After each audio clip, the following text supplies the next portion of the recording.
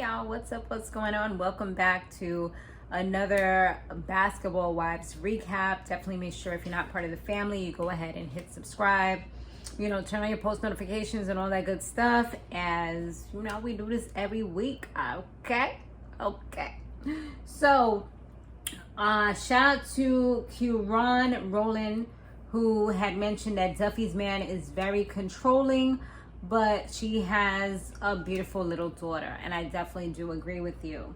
And also Saxon Heights, who said, now are these two sisters there for placement? That's the same thing I said in episode 1. I'm like, I saw them in the I saw them at the wedding and stuff, so I'm like, it kind of seems like they're just there, kind of like for placement or something like that. So I don't know. Anyway, let's go ahead and get into this episode. I mean, I did see them in this episode, but I more feel like they're just kind of like fillers, but they have some speaking parts, you know what I'm saying? Like extras with speaking roles, like kind of like some situation like that.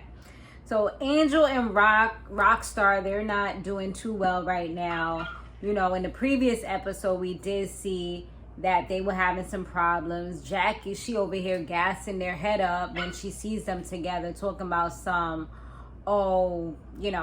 that she sees that he loves her and they're good. And, she just told you that they was having problems, and you saying this, like, you're being mad fake right now. Just because your relationship is doing fairly well and you've been married 30 years or whatever, doesn't mean that you are the relationship guru. You know what I mean? Like, you don't know it all. You be wanting toxic people to stay together.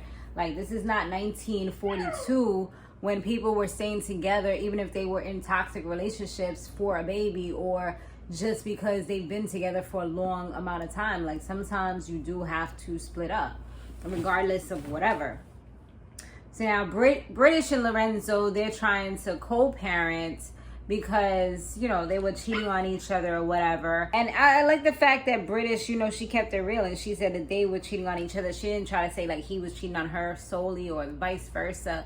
Well, people don't usually say like I was cheating on him, but she kept it real, and she did go ahead and say that. They was talking about it or whatever. They did meet up. That was another relationship that Jackie, when she spoke to her at some point, she was saying how they're such a good relationship. Was saying how they were such a good relationship, and she seen this guy when he came to Paris, all the way from LA or wherever the hell he came from, just to like, romanticize her and bring stuff for her. So she's just like, I know this man cares for you and loves you, but no, at the end of the day, like I said, not everybody's relationship is meant to be saved. When the two of them did meet up, when he came through, supposedly he's staying in a hotel, because I was kind of wondering about that, like when he's flying through, like where's he staying? But she also mentioned later on that he's in like some domestic partnership with some other female. She did tell him that they need to have boundaries, because he be talking to her crazy, like, who you piping and dicking down and all this type of stuff. Like, you don't have the right to be asking her those types of questions. I feel like, I don't know if she says it jokingly as a defense mechanism, but I feel like she's, like, when she's talking to him saying that we need boundaries, it almost kind of seems like she likes that. And if somebody feels like you like it, they're going to keep on doing it if you're not being firm in your stance. You know what I mean? And I don't feel like she's being, at that point, when they were having that particular scene, I don't think like she was being very firm with what she was saying. She did say, I don't want, you had like 5 other females or 10 other females around our daughter, and I don't think that that's okay. And he was like, well, he needed somebody to babysit. Like, how do you know these people are worthy to be babysitters? And I don't know, like, just having your child around all these different women is confusing to them, and it's also disrespectful because this is what they're growing up seeing. And the fact that they were talking and saying all these things while the little daughter was right there, I also felt was kind of weird, and it should not have been done. That's just my thoughts. I mean, everybody parents the way that they want to parent, and I'm not saying they're bad parents or anything like that. I'm just saying, like, it was a little weird. So some of the ladies, they met up for lunch, and now Duffy, she's trying to hook up British as well as Jen and some of the other ladies. She said she wanted to hook them up with a man or whatever. So she's gonna do this thing called like the meat market, where they're able to find some meat, you know what I'm saying? Fill them up real quick. So, you know, they just want to kind of do that. And this is the point where Jackie was all talking about that Lorenzo and British needs to be together because they're in love and blah, blah, blah. So Malaysia, she went to go and get her, well, she got her kids from Georgia. You know, they was in that nice big mansion. Now they in a little complex or like a penthouse or an apartment or something. So it's definitely a big adjustment for them as far as the living situation. But I'm pretty sure, even though she didn't say like I'm here for work, or maybe she did at some point, she needs some place to stay while she's filming, and it can't be something super grand because she has other things that she has to pay for, and pay for her lifestyle as well as her kids and whatever else they're doing, you know? Jen did go see like an Obia woman, or I guess you would say like a, I don't know if she would be considered like a spiritual healer or a psychic, or there's another word for it, but I forgot what it's called. But someone who can see or speak to the dead people. My family, like I said, would probably call it an Obia woman because, you know, it's not something of God, but it's something where you're able to do almost like supernatural types of things. So yeah, the lady who had, well, Jen's dog had died. She had this dog for 14 years. I remember the little doggy too. It was cute. So to her, that was like her daughter, you know. It was like she literally grew up with the dog. You know, this lady, she does like this dowsing where she's able to find answers based off the movement of the two metal rods that she had in her hand. And she was able to kind of talk to her dog. And then while she was there, while she was talking to her dog, her mother's spirit came through as well. And her mother's spirit mentioned her having a ring. So it sounds like, you know, things could be promising for her in the near future. Like perhaps there's going to be a ring coming up and her mom's going to be ecstatic and happy about it. So now it was time for the meat market. Okay, get some meat. And the whole cast came through. Like Duffy's man was there, Iman, and Angel's kind of man, Rockstar, and the two sisters, Nia and Noria, they were part of it. Jackie had the nerve to tell Brooke and them that she invited Lorenzo. And it's like, dude, why are you sticking your neck into people's situations? You don't even know what's going on. But she wanted to keep that a secret. It was kind of like a speed dating type of situation, but not so fast. And it was like with a twist. It was a little bit different. So I've seen all these people, and one of them looks familiar. He was like a white rapper from, I think it was Love and Hip Hop Hollywood, was it? I don't want to say Miami. I don't think he was in Miami. I kind of feel like he was California, like Hollywood. But I'm not really too sure. But I remember it was him and his girl. Was she pregnant? And I think he has like a famous girlfriend or something like, or a famous baby mother.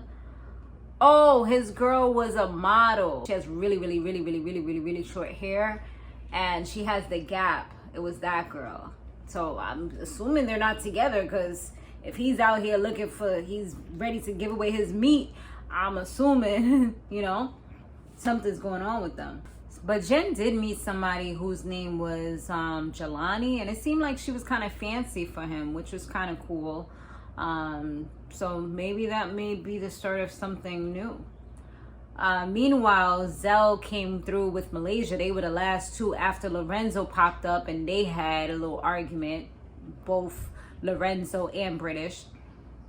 And then Zell and Malaysia came through, and Zell, being the nasty person that he is, always being a troublemaker, he decides that it was a good idea to go ahead and bother Jennifer and talk about her teeth and kind of give a half-assed apology where he was kind of apologizing but not really, because he was still throwing shade. So it was like, what was the point? British went up to Malaysia and was like, you know, Jen feels some type of way because she feels like you brought him here for drama or whatever. And she went over straight away to Jen and tell her like that's not what she was doing and that was not her intention. She didn't know what he was about to do. And Brandy cut in like, you knew exactly what he was going to do. Anybody that brings Zell around knows what he's about to do. and they got into it. They looked like they was about to get it on and popping. They finally did go to the side and kind of talk a little bit. Malaysia was spilling all the tea before that. Like, she was telling the ladies, like, I don't know if she told you or what she told you, but the reason why we're having these problems is because she feels like I didn't stand up for her when she got fired because she was sitting in her basement for all these years. No, she was doing that because she didn't know how to keep her mouth shut. And I tried to film with her until the wheels fell off, but then she didn't want to film with me anymore because she feels like, it kind of sounds like like with Brandy, misery loves company. It's like, if I wasn't on the show, you shouldn't have been on the show neither. You should have tried to fight for my job since, you know, I'm your girl, I'm your best friend. You're supposed to have my back. No, at the end of the day, this is her job. She put you on, you messed up. So you gotta go. Like, that's it. You know, at the end of the day, it is what it is. You messed up. So that's on you. You know what I mean? Like, you got, you know, sent away and your services were no longer required or needed. So, you know, it seems like that's why the animosity, if Malaysia's correct. And Malaysia's like, oh, yeah, she told you about Zell doing what he did, but did she tell you that recently she reached out to him in his DMs trying to have him come over and hang out? See, it's like she left out the parts of the story that would make her look bad or weren't convenient to her storyline. Because, you know, on these types of shows, you have to have a storyline. Otherwise, you're not going to have a job. You know, you have to be interesting and you have to do things that are going to be turned up that the fans are going to want you to come back. If your storyline is dry and boring, ain't nobody gonna want to see you. They're not gonna be talking about you on Twitter. You know, you're not gonna be popping. They're not gonna be blogging about you. So that's what they're looking for. People that are going to keep the audience engaged and that have something to tell, a story to tell. So, you know, they, like I said, they literally look like they was about to get a fight or whatever. But I feel like I said, like, it seems like the situation is out of hand for no reason. I feel like at this point, it sounds like Brandy's just butthurt and misery loves company. So that's why she's been acting the way she's acting. And she's also trying to make sure she has a popping storyline so she don't get fired again because she needs this bag. You know what I'm saying? So that's what it kind of sounds like to me. But let me know what y'all think about this episode and about this situation down below, and I might just get a chance to shout you out in the next one. We shall see. All right, guys, later.